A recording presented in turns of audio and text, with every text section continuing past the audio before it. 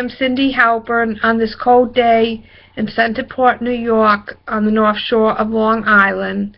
I just sent Ted out to get some food because I'm a severe asthmatic and I can't go out in the extremely cold weather. My thoughts go to the homeless people on the streets of New York City. A recent trip to New York City let me know that New York City isn't too far from where I live. I'm in the suburbs, but if you just go down 495 and you go Midtown Tunnel, you're in New York City. I'm hoping nobody died on the cold night last night, especially not children or families on the street. And I feel that that's a shame. Our government should be at least providing the minimum shelter for these people so this doesn't have to happen. And I guess this goes back to my upbringing. My mom raised 3 disabled children in addition to myself, and I saw her nurturing my siblings, and so that made me see the world through those eyes, that you're supposed to help people.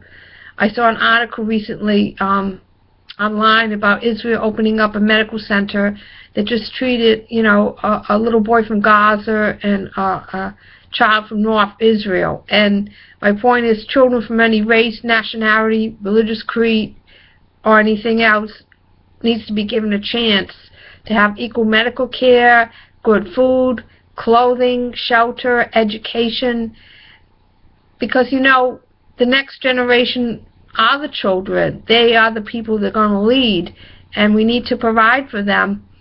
Otherwise, you're going to have another generation of terrorists who are lacking everything, and that can't be the case.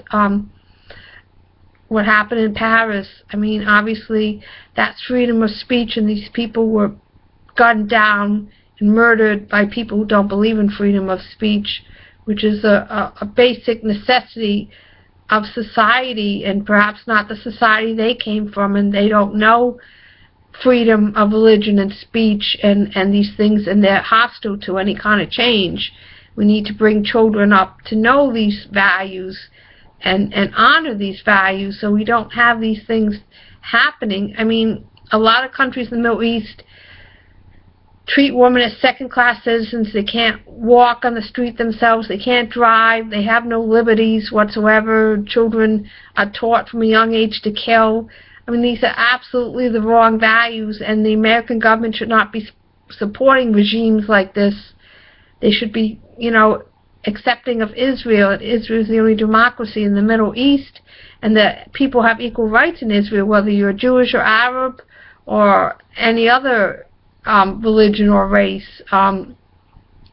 We have to teach our children these values. We have to teach them these values early on, and we have to teach them how to be decent human beings. And these are core values that we must really embrace by funding it in this country, not allowing people to do without. It's a basic necessity, and it shouldn't be that the have and the have-nots. The people who can have these mansions and luxury cars and trips and vacations, and the media focuses on them. The prime example would be the Kardashians, and that's absolutely teaching the wrong values completely. My values are more geared towards the Waltons.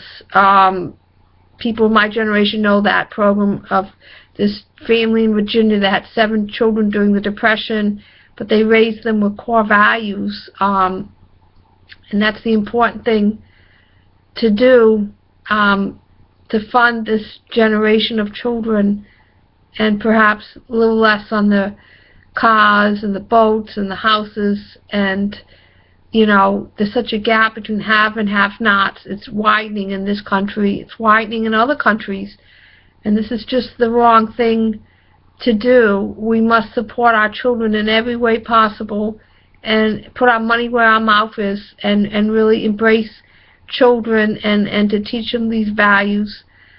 And hopefully the next generation doesn't have the terrorism that we seem to have now in recent years. And it's very sad to see. I used to travel widely to Europe. I went to Europe this past year, but we had a bodyguard with us. It's not like how I used to go. sometimes I'd go with my daughter, sometimes with my mom when I was little, but then more times than not I went by myself and I felt perfectly safe. And now going to Europe by myself, it wouldn't even be an option. I wouldn't even consider it now. I don't think I'm less brave. I think I'm just more realistic about the state of Europe now, and this has got to change, and the change begins through children. I hope everyone stays warm in this cold weather. God bless.